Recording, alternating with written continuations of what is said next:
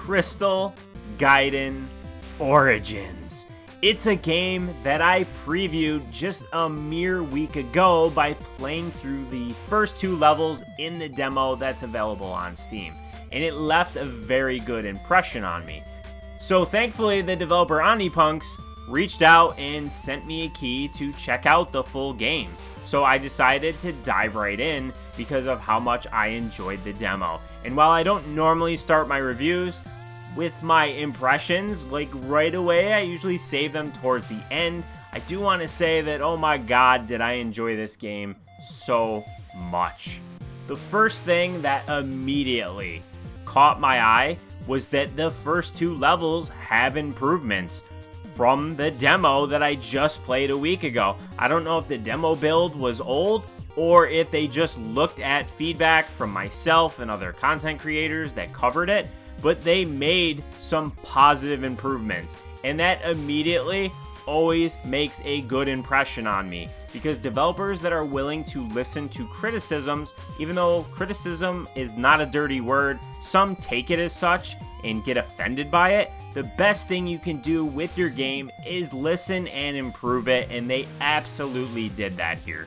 But for those of you that didn't see my preview, let me at least indulge you for a minute and give you the basic premise of the story, which is told in the opening scene when you first boot up the game.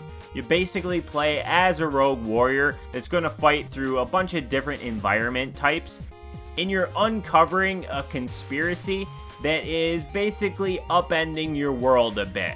I don't want to say any more than that because it kinda will dip into spoiler territory, but that's your basic premise. So you're gonna dive right on into the gameplay. It's set in the 4:3 aspect ratio. It is very much intended to look and feel like an NES game, but the best way that I can liken how this actually looks and feels in terms of the NES, because it is not fully faithful to the NES, it can't run on that hardware, is compare this to what they did with Shovel Knight, right? Shovel Knight looks exactly like an NES game, at least by what you remember, but they take some liberties with the color palette and the controls to make it feel more modern. That is absolutely the same thing that Crystal Gaiden Origins is doing here.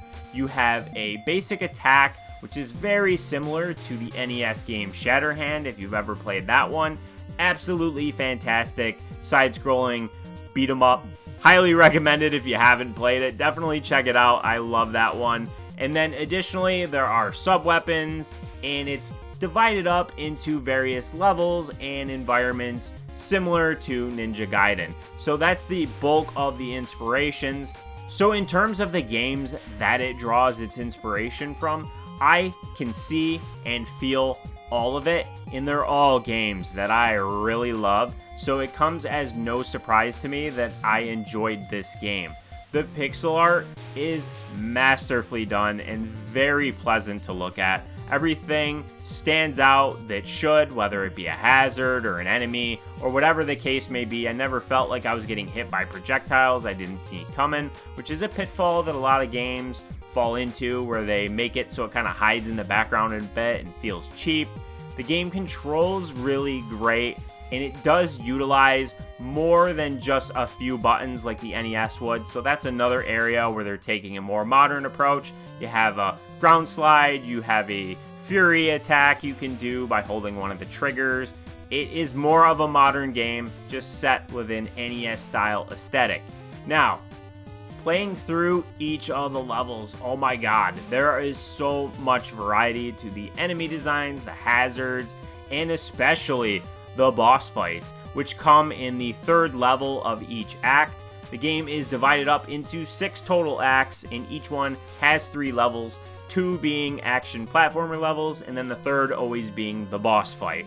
The boss fights can be a combination of pretty easy and fun in the beginning to really fun, but oh my god, brutally difficult later in the game. And I'm not going to show any of the later boss fights because I typically don't like to spoil that type of stuff. And it is a really short game. It took me under an hour to play through it on the normal mode, but holy crap, they have so much variety here that I was interested. Like, normally I don't play a game for review in one sitting, and although this is a shorter game, I absolutely did that, and I had a few of the boss fights that brutalized me. Like, I'm talking 10 to 12 deaths to finally overcome them. You really need to learn their patterns and dodge their attacks effectively, because you can take large chunks of damage very quickly if you fail at doing so. The platforming levels, while fun,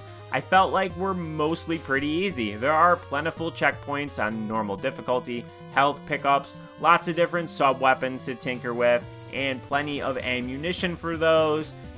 And another thing that I want to mention in terms of the character controls is that the ground slide you have actually plays way more modern than I expected it to. I think maybe the first 4 levels, I didn't use it a whole lot because I thought it was just a slide to dodge under projectiles. But in actuality, you're actually invincible when you're sliding. So this becomes very important later on, because there's times where jumping and trying to jump over certain projectiles is not going to fully dodge them. You're still going to get hit. So I had no idea it was going to behave this way, because again, I went into it expecting an NES experience, and that's definitely something that's a bit more modern. But once I learned that, I can see how important that will be in future runs when I play through hard and attempt expert, which I don't know that I'll be able to beat. But yeah, there's 3 different difficulties, and if you're wondering like, well, what is there to do after you beat the game, there's some stuff to unlock and to play other modes. There's tons of feats, which are achievements, and then there's a speedrun mode, there's a boss rush mode, but I mean, the differences between normal, hard, and expert difficulties are quite large. So if you're looking for that next challenge, that's where you're gonna find it. And then in terms of the feats, they have tons of these, and they're gonna challenge you in different ways. Beat levels or bosses without taking damage, speedrun levels, and even find hidden collectibles, because there are hidden collectibles which are nods to, well, I don't know, you tell me, which game has hidden wall meat? I know what it is. Hopefully all of you do, but if you're younger, you might not know. But that's a pretty cool inclusion and a nod to one of their inspirations. This is a game that, simply put, I just cannot recommend enough. It's currently only available on Steam, but I'm praying they at least bring it to Nintendo Switch, because this game deserves and needs a much bigger audience than I think it's going to have, because it doesn't have a big publisher behind it. The production values of it seem to be very high. I didn't run into any bugs, and just from the one short week since I played the demo, I saw big improvements in the first 2 levels. The pixel art is fantastic. It has a fairly simple but effective story and premise behind it, and I didn't even mention the music yet. The music in this is absolutely fantastic. It's one of those soundtracks that I would want to listen to outside of the game, just in my leisure. It's that good. Crystal Gaiden Origins is another game in the indie space that I'm going to earmark for the future when I do my wrap-up video at the end of the year, where I discuss my favorite games that I played. This was an amazing action platformer that I'm thrilled that I learned about, and even more thrilled that I had the opportunity to play and review for all of you. I'm looking forward to diving back in and trying to overcome its challenges with the hard mode and the expert mode. I was able to get pretty far in the boss rush, but the later bosses are brutal, so I need to brush up on my skills just a tiny bit. So if you'll excuse me, I gotta go play some more Crystal Gaiden Origins. If you're interested in the game for yourself, I'll have a Steam link below in the description box so you can quickly and easily access this.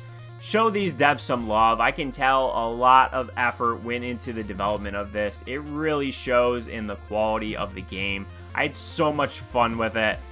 I appreciate you watching this video and hope you enjoyed it. Definitely let me know in the comments if you plan on picking this up, or if you don't, let me know what maybe you don't like about what I showed off. Make sure to subscribe and hit the bell icon for notifications, as I cover tons of different indie games here on the channel. And as always, I appreciate you watching, and I'll see you next time.